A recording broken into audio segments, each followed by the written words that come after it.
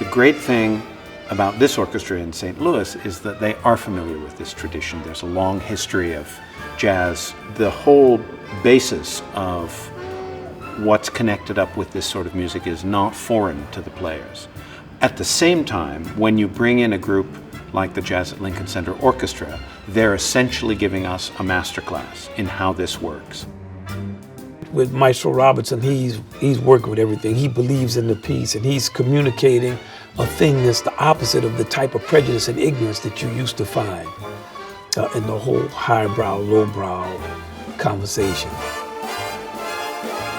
I love working with living composers, and so to have the composer actually playing in the orchestra is something that I don't get very often. And for me, the moment where I can see him not being aware that he's smiling and beaming because something is really the way he wants it, that I think is probably the greatest joy you can have as a musician, to see that thing realized.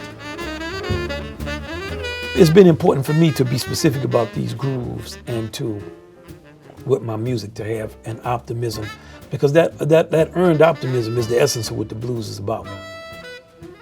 It's sad lyrics, sad, you're moaning, you're bending notes, but you're not doing it so you can be sad. You're already sad.